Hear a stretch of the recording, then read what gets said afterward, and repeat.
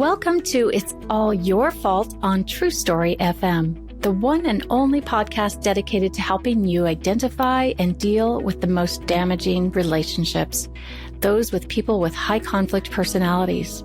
I'm Megan Hunter, and I'm here with my co-host, Bill Eddy. Hi, everybody. We are the co-founders of the High Conflict Institute in San Diego, California. In today's episode, we are going to talk about emotions and whether they are contagious or not. What do you think? But before we dive in, we have a few quick reminders. First, we'd really love to hear from you. Have you dealt with a high conflict situation or been blamed, experienced violence or abuse from an HCP? Or maybe you simply dread seeing that person again, but you have to tonight at home or tomorrow at work. Send us your questions and we just might discuss them on the show. You can submit them by clicking the Submit a Question button at our website, highconflictinstitute.com/podcast, emailing us at podcast@highconflictinstitute.com, or dropping us a note on any of our socials. You can find all the show notes and links at highconflictinstitute.com/podcast as well. Make sure you just subscribe, rate, and review, and please tell all your friends about us. Telling just one person that you like the show and where they can find it is the best way you can help us out, and we'd love that and really appreciate it. And now, on with the show. So today we're talking about emotions. And Bill, I know, we've talked for 15 years about emotions and unmanaged emotions, particularly when it comes to high conflict people. So, the first question really is, can anyone get emotionally hooked and unhooked? And the answer is definitely yes. It seems like this is part of how we're built as human beings, that emotions are something that help us work together, help us let each other know if we're in trouble and need help us know if people like us and people we want to like. So emotions really operate constantly, almost in the background. You're not consciously thinking about it, but we're constantly absorbing each other's emotions. And ordinary emotions, we're just kind of vaguely aware of. Somebody smiles, somebody laughs. But high conflict emotions, or any intense, even intense positive emotions, ratchet up our perception, and we absorb some of that. The more intense it is, the more likely we are to absorb it and have the same emotion and at a high level of intensity. So if somebody's really angry with us, next thing you know, we're angry. Now, we may be angry at the person who's angry at us, or we may be angry with the person about somebody they're angry at. And when you think about like mob behavior, like after a sports event or something like that, let's say your team won and everybody's happy and excited and dancing around and all that. If, there's all these street mob outcomes of victories in sporting events, and you can see how people can absorb a whole mob, just ripple through with positive emotions. But of course, history is filled with mobs with negative emotions, and people get swept up in anger or hatred without even knowing why. And so one thing that's interesting is research on emotional intelligence tells us if you have a small group of people, half a dozen, 6, 8, 10 people who don't have a hierarchy between them, like an authority figure, they're all fairly equal, that the person with the most emotionally expressive face will dominate the group. So our emotions not only are contagious, but they really organize us into groups sometimes, and they also really influence relationships. When you're close to somebody and they're happy, you can say, I feel your joy, and it may be true. Or their sadness, and you could feel their sadness. We go to the movies and you have tears near the end of the movie and everybody's sobbing when they walk out of the theater. Or a sporting event where, they're running down and they make the goal. Well, that's us making the goal with them. So definitely emotions are contagious, but they're also mostly out of sight. And I think that's why they're worth talking about today. So when you talk about absorbing others' emotions, essentially you're saying we get hooked by those emotions, right? Absolutely, yes. And what does that feel like to be hooked, to absorb those emotions when we don't even know it's happening? Well, it just kind of takes over and can take over your brain. And you can become kind of obsessed with how upset you are. And when you're dealing with a high conflict person, that often in many ways hijacks your emotions, and you have fear. It's like, uh-oh, what's happening now? Where are they now? What are they going to say next? You may have anger. I can't stand this. You may feel helpless. So like in the workplace bullies, their targets often start developing stomach aches, can't sleep, worrying about going to work the next day. So getting emotionally hooked can happen to someone who's around a high conflict person. It's something we hear about a lot. Yeah, but other people can also get hooked against you. And that's also upsetting. And, like a divorce case, you're going to court and let's say your co-parent or your ex-spouse is a high conflict person. Their high conflict emotions could hook the judge, and the judge could look at you and say, you're doing it all wrong. And you realize you're the victim here, but the high conflict person has emotionally hooked the judge. So, we talk about strategies for dealing with that, but you have to watch out for that. That's how bullies can influence a crowd or a playground or a high school, all of that. It's a human nature problem that people generally aren't enough aware of. And is this the same thing as emotional persuasion? Yes. And since high conflict emotions are highly contagious, we see that high conflict people often can be very successful, at least in the start, say, of a court case, because their emotion, everyone goes, oh, something terrible must have happened to that person. When in fact, we can say, no, that's the person's personality. And it's kind of interesting. I know in those court cases, the person who truly is the victim will often then have an overreaction, because then, they've been dealing with this high conflict co-parent for a long time. And now the judge seems to be emotionally hooked by that parent, or persuaded, or on, seeing them as the favorable parent, I guess. And then the true victim overreacts. Is that seems to be sort of common. Would you agree? Yes. And it's not wise if you can kind of prepare for that, because then that makes the judge think, oh yeah, see how upset she is. She's in tears, or, and so we have people who are perpetrators of domestic violence saying, look at my wife. She's a mess. She's emotionally distraught. She can't get it together. And when the judge agrees, that the person who's really the victim or survivor of this looks like how they've been defined by the perpetrator.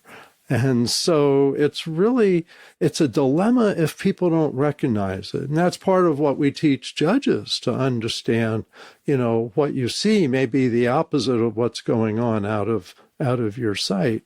And you have to consider the possibility that it's the reverse of what's being told to you. So I've, a couple of things have come to mind while you were talking. And one was being in a movie theater years and years ago when a particularly emotional movie came out. I remember I was about to cry at the right moment, right, where they really meant to get to your emotions. But when I paused for a second, I heard everyone else in the movie theater sniffling, and it kind of interrupted my own emotion. But I realized, of course, they're emotional from the movie, but maybe there was emotion contagion going around as well. It was just a moment I never forgot, because just everyone sniffling. And then the other one, I recall being in a meeting once, and there were probably about 8 or 9 people around a round table. It was a group that were meeting to do a study together. And one person got very upset at one point. I found it fascinating that everyone at the table immediately changed. You could tell something in the room had changed, even though there wasn't a big upset. But the emotion that was coming out, there was a negative look on the face, kind of angry. The tone of voice of the person changed a little bit. And you saw everyone either freeze or shift in their seat. And a couple leaned forward. And we were all hooked emotionally. And in the moment, I observed everyone and saw that the conflict avoiders, they just sort of froze, or, they couldn't even move, right? They just wanted to be anywhere but there. Sort of the more aggressive conflict people that like to argue or explain, and kind of prove a point maybe, were eager to sort of lean forward and argue with this person. And then you had people that just kind of shifted around, and they were probably the conflict avoiders as well. But I talked to all of them later, and because I thought I'd really like to understand what they were feeling in that moment. And what I found is that their feelings, their emotional feelings, were so strong in that moment that they projected those feelings onto everyone else. For example, a conflict avoider would say, everyone at the table just wanted to flee. Everyone wanted to get out of there. Well, that wasn't true. That was how that person was experiencing the emotion, and they're being hooked to it. And they just projected that on everyone else. So does that sort of make sense? Is that what was happening there, Bill? Absolutely. And I think it's so good. You're giving a really good example of being sensitive to emotional contagion, being aware of it, being able to see it happening, which I wish more people would do and know, because they often jump to conclusions like you're describing. Everybody wanted to get out of there, whereas it may have been they wanted to get out of there, like you said. And that shows we all do really have different personalities and different ways we handle emotions. And we assume that everybody has the same emotions and handles them the same way. And that makes for a lot of mistakes in communication, especially with strangers, people you don't really know, people from different cultures, ethnic backgrounds. There's a lot of confusion and misunderstanding because we have these automatic, unconscious responses to others' emotions. And if we're not able to kind of check with ourselves, and that's something we talk about a lot, that with us and High Conflict Institute, is checking yourself. Don't assume, check things out, especially when emotions are flying high. Right. So how does this work in our brains? Well, it's interesting. There's at least 3 things that I've learned about that seem really important contributors to emotional contagion. One, of course, is the amygdala in our brain, and we all have that. We actually have an amygdala in each hemisphere of the brain. And the amygdala is kind of like the alarm, the smoke alarm, that says, danger, danger, stop everything and run, or stop everything and fight. And so the amygdala is always looking in the background and for danger, and is much more sensitive to angry faces and fearful faces. And especially the right hemisphere amygdala is faces that show fear and anger grab the amygdala's attention. Faces that show irritation, jealousy, stuff like that don't grab the attention as much. Because for survival, it's fear and anger, and that's what you really want to know about. If somebody's really looking afraid, you want to know why, because maybe you need to be afraid and get out of there too. So there's the amygdala. There's also mirror neurons. And this was a more recent discovery that in our brains, we really mirror the behavior we're seeing other people do as if to get us ready to do the same behavior. And we may identify with that behavior, like that we're having the same reactions to it. And they think that's a lot of like what empathy is. When someone says, I feel your joy, they may actually be feeling some of your joy. Their facial expression may take on a similar expression. And your face can actually influence how you feel. When they say, put on a happy face, it actually does help you feel a tad happier. So there's mirror neurons. And then the one that's fascinating to me about high conflict people especially is a smaller corpus callosum, which is the bridge between the hemispheres in the brain. And repeatedly abused children, for example, grow up with a damaged and smaller corpus callosum, which means they're less able to handle the emotions that operate more in the right hemisphere with logical problem solving, which happens more in the left hemisphere. And so some perhaps personality disorders have this smaller corpus callosum, so it's easier for them to just get emotionally hooked and stay hooked. They have a harder time talking themselves down. And that's why family, friends, and professionals need to learn techniques to calm people down like that so they can do logical problem solving again. So there's a lot going on in the brain that's just automatic. But if you think about it and learn about it, you can override a lot of that. And that's a lot of what we teach. Right. And we find that, most of us engage in those moments because we don't know something has happened in that other person's brain. They're stuck in those right brain emotions and we don't know it yet. We might feel that something's different, or we might be completely oblivious. And so we just keep engaging, or we get angry and yell or try to explain a lot of those things. And in those moments, that person is trapped in really negative emotions where the blame comes out, the all or nothing thinking, unmanaged emotions, extreme behaviors, those 4 key characteristics that we talk about all the time in all of our trainings, the 4 key characteristics of the high conflict personality.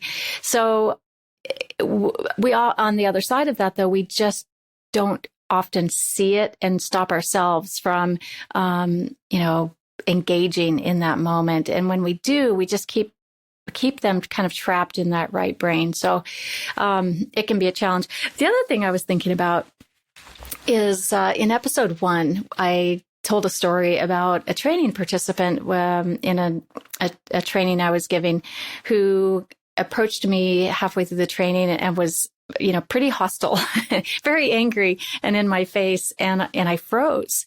I went into fight or flight because my amygdala, which, as you know, Bill, I've nicknamed the amygdala Miggy.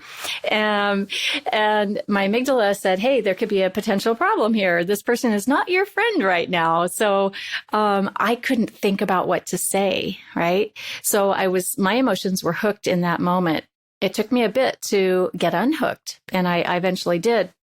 But things can happen very rapidly, and, we're not always prepared, and sometimes we're going to get it wrong, but we can repair it.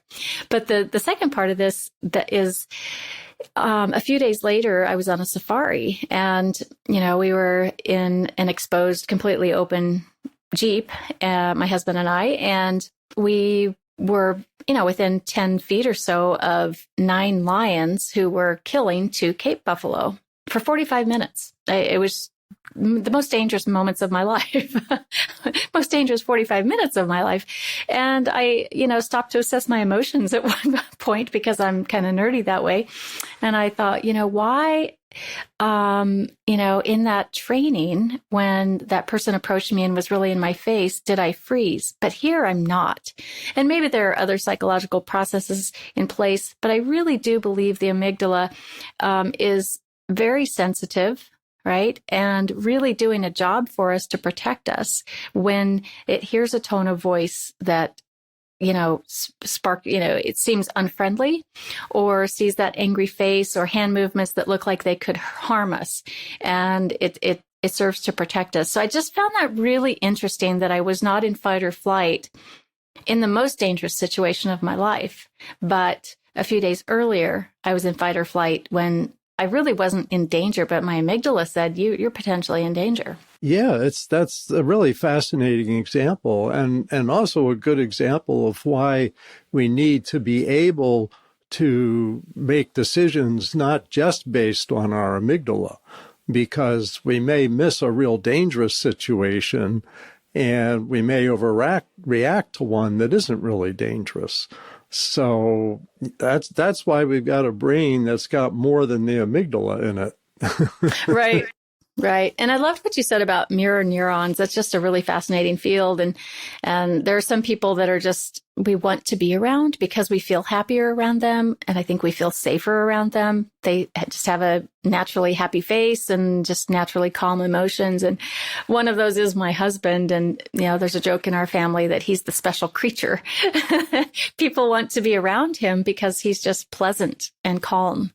And he must not activate anyone's amygdala. Let me add to that. With COVID, we've missed having that. You get to have him giving you smiles and good cheer and all of that, but we're so cut off that by missing that, it actually has influenced, I think, a degree of depression around the world because people aren't getting the happy face mirror neurons activated as much as in the past and hopefully in the near future. Absolutely.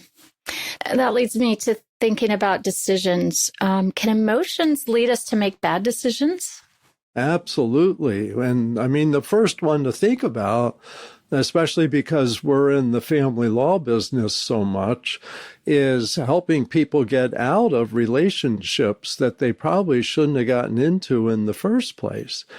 And of course, the one that's the biggest problem in many ways is a domestic violence relationship with someone who was very charming. And people can manipulate your emotions, and they may do it on purpose, depending on their personality. If they have an antisocial personality, they may be doing it on purpose, or they may be doing it totally unaware. Say someone with a borderline personality who can be intensely loving, friendly, affectionate, and yet they're not able to manage their intense emotions. And the next thing you know, they're intensely angry. A lot of men who are engaged in domestic violence have borderline personality disorder or traits, and they really attach themselves, but they're so overreactive that they get violent, some of them. This is not all of them. Anything we say about personality disorders isn't everybody with that, but it does seem that that's a personality with emotion dysregulation. And so it can deceive people, and the person you're with may truly be excited and happy the first couple months they're with you, but then you see this other side that they can't manage as well. But this is true in the workplace, hiring decisions. Oh, I really like this person. Let's hire this person, and they turn out to be a disaster. Or you don't hire somebody and you hear they go on to be super successful in another organization and you kind of missed a wonderful opportunity. Where we put our money, people that get us to donate to them or to, do a project. I wrote in the first book, High Conflict People and Legal Disputes, about a former stockbroker, I guess, who conned people. And a couple of years later, I get an email from a woman saying, I wish I read your book because I gave that guy $10,000 to do some repairs on the property of my home. And he never did any work. He just took off. Ouch. And so he's very good at getting people's money and then taking off, take the money and run. So, whether it's intentionally being conned or someone who's just emotional person who can't manage their emotions, all of these can lead to bad decisions. That's why we have a whole brain, not just an emotional brain, so we can really think through what's best to do. How do HCPs deal with emotions? Well, it's interesting because this is, first of all high conflict people seem to be more driven by emotions and more emotions than logical self-interest. And so but it's different for each of them. The 5 high conflict personalities we talk about handle them slightly different. So let me talk about borderline personalities that I was talking about earlier. They're often thought of as having emotion dysregulation, and it may have come from early life trauma. It may be an inborn trait, something like that. But they tend to go too far with emotions. So they're on a scale of 1 to 100, you're getting a 1 or you're getting 100. And that may be 100 loving, but it also may be 100 hating. When they're angry with you, it's disproportionate. And that's one of their issues. And there's treatments for that. Some people get that. When you think about like con artists, the antisocial personality, they're very manipulative of emotions. They can show emotions that are intimidating and angry, and you feel like I've got to do what this person says or my life is in danger. I once had a court hearing. My client was a husband. The ex-wife had I think, antisocial boyfriend. After the hearing, I get into traffic, get on the highway, and I glance over to my right, and that's the vehicle with that boyfriend driving and the ex-wife next to him. And the boyfriend gave me a look like, if I wanted, I could just ram your car and cause your death. Oh, you just gave me chills. Yeah. And the guy did. And he made some false allegations that really messed up my client's life for about a year. We got it sorted out, and it turned out he had lied to police at one point, and that's part of what ended his part of that case. But the idea that they can manipulate and intimidate. Narcissists, everyone talks about narcissists. Narcissists can be just so charming. And so their charming emotions, they make you feel wonderful, they make you feel special, and then they've got you. Let's say you marry them. Next thing you know, you're their target of blame, and they're publicly humiliating you to make themselves look superior.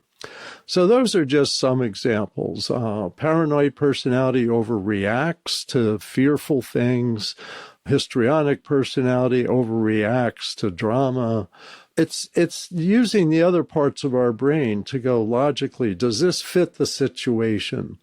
And that'll help you decide, and understand people you're dealing with. If you have to deal with a high conflict person, it's going to help to understand not to react to all their emotions. And how do HCPs communicate differently using their emotions? Well, it does seem like their facial expressions are more intense. And that's what I mentioned earlier with they can dominate a group because of their facial expressions. So their voice may be louder, maybe more extreme, and then maybe even more seductive. And they can be more persuasive by, pointing their finger at you, like in a courtroom and saying, you know what she did? And they're pointing the finger at her, and physically you follow that finger. And I see the judge's eyes, and the judge's eyes follow that finger and look at the person that's being talked about, who may be totally innocent of having done anything wrong. But so they use their bodies, they use their face, they use their voice, and you have to be aware of that. And by the way, the best judges don't move with that finger. They stay focusing on the person who's talking, and that really deflates their power, because the person who's talking and blaming hasn't succeeded at influencing where the judge looks. Wow, truly a neutral. Yeah, that's what you want. Fascinating. Are emotions part of why we have such angry polarization today in families and in politics? And I mean, basically in general society these days, everybody's fighting this year about, vaccines and mandates and masks and all kinds of things. Yeah, and what's fascinating to me, fortunately, learning about this many, many years ago and seeing the change in kind of the national and world emotional level. We're much more emotional. And I think it's not about issues. And we have a saying with High Conflict Institute, often the issue's not the issue, the personality's the issue. There's other things going on here. And I would say it's the intensity, the escalated intensity of emotions that, for example, in families where you see alienation, a child doesn't want to spend time with one of the parents. Let's say it's dad. I don't want to see dad anymore. I don't like how he wears his hair. Well, that's not why. It's because of the emotional intensity that mom may be putting out and mom's family may be putting out. And children can't tolerate too high a level of intensity without looking for the fastest way to resolve that. And it's not even conscious. And they go, okay, mom will calm down if I agree with her. So you're right, mom, dad's a jerk and he doesn't wear his hair right. And so you absorb it emotionally. And it's interesting that family alienation like that, where people start hating each other in a divorce and sometimes in an intact family, you get people hating each other. It's because of the emotions and the repetition of the emotions. And interestingly, that's how they say prejudice develops, is that kids become prejudiced by 5 or 6 years old, not because they know cultural history, but because they see their parents' expressions and other adults' expressions. Let's say they're in an elevator holding their mother's hand and someone from a different ethnic group gets on and the mother tightens up and grabs the child's hand tighter. The child emotionally absorbs that's a dangerous person. And that's what we see in divorce alienation cases. A child absorbs now, dad's a dangerous person or mom's stupid at math, so I never want to see her again. That's all emotional transfer. And now we're seeing this in politics so much. I really think in many ways it's a media-driven polarization because media has the ability to repeat facial expressions, hand gestures, tone of voice, thousands and millions of times. And that's why I tell people, if you're feeling stressed by today's politics, turn off the news. Don't look at the Facebook news. Just get yourself away from news for a little while, and you will feel better. Nothing's going to change for the world. So much of this is an emotional contagion that nobody sees. Well, we see it, but and the cure for this is to get people talking one-to-one. When people talk one-to-one, people that they thought they hated, they don't at all. It's human beings. But via all these media, being in the middle can make you hate people that you see, but you don't know. And that's the thing. We got to be really careful we don't absorb that. It's not about the issue. And I agree. It's not about wearing the mask or not wearing the mask. It's about the emotions that have been generated around that. And one thing that really bugs me is when the news media says how polarized we are. If you say that a million times, we're going to feel polarized. I don't think we're that polarized if we sit down and talk one-to-one. I agree. And, I can attest to taking a social media break. And I'm not a big social media person, but I got a Twitter account last year and I loved it. For me, it was, there's a lot of information and education, and it's almost like, having access to research that you would never find, just in ordinary reading, and getting a lot of different people's opinions. And I do value that and love it. But I did notice that I was absorbing, the intense emotions. So the original post might be okay, but it's just all the follow-up, everyone, responding to that or reacting and then just immediately attacking. And it's just what social media is. So I have taken a break now for a few months and I feel pretty good. There you go. Yeah. a little less stressed. So, and the last question here is, what can we do to calm down emotions? Well, I'm glad to say we have 2 techniques with High Conflict Institute that we teach and we just keep getting very positive feedback on. One of them is the BIF method we mentioned earlier in writing, how to respond to written hostility or emotional extremes by being brief, informative, friendly, and firm. And it's too detailed for us to talk about right now in any depth, but we've got that on other podcasts, books, and articles. The other is ear statements that show empathy, attention, and respect. And our book, Calming Upset People with Ear, really helps show how anybody in the middle of an upsetting conversation can really turn it around and saying things like, tell me more. I want to understand your point of view. Or I can see how frustrating this issue is for you. Or I have a lot of respect for the work you do or your commitment to solving this problem. And your tone of voice, hand gestures, facial expression by showing a desire to connect can just totally calm these conversations. And we find within 30 seconds, probably 90% of the time, the practice exercise that both you and I do and our other trainers do, people give us feedback within 30 seconds. They felt better because they felt the person was trying to connect with them. And that's what we need. We need more connection, less extreme emotions, and we need to understand in many cases the issue is not really the issue.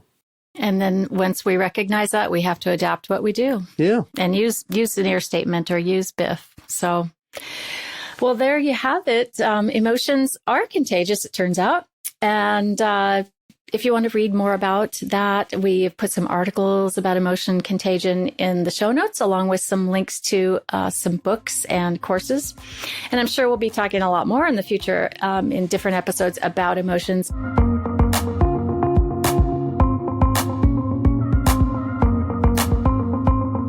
In the next few episodes, I want to give you some kind of a little heads up. We're going to be talking about high conflict people in love and romance. So we'll do 4 episodes on dating radar. First, what are the red flags? How can you see, who you shouldn't be dating or commingling finances with, marrying, living with, having a child with, all those kind of things. Then the next episode will be the romantic types that you might want to avoid. And then lastly, should you get out? And if so, how can you get out safely? So these are all based on the book we wrote a few years ago called Dating Radar, which was based on a survey that we did with over 500 responses from people who had been in some pretty awful relationships with high conflict people. And they provided a lot of content. So we are rich in dating radar content, and we'll talk about it in these episodes. And then the final episode will be your questions. So please submit a question on highconflictinstitute.com/podcast. And remember to rate and review us and tell your friends and colleagues about us, which means a lot. Thanks for listening, and we hope our words impact your life in a very positive way. And just don't forget to enjoy every day, think about emotions, and manage your own emotions, learn how to get unhooked, and most importantly, find the missing piece, PEACE. It's All Your Fault is a production of True Story FM. Engineering by Andy Nelson. Music by Wolf Samuels, John Coggins, and Ziv Moran. Find the show notes, and transcripts at truestory.fm or highconflictinstitute.com/podcast. If your podcast app allows ratings and reviews, please consider doing that for our show.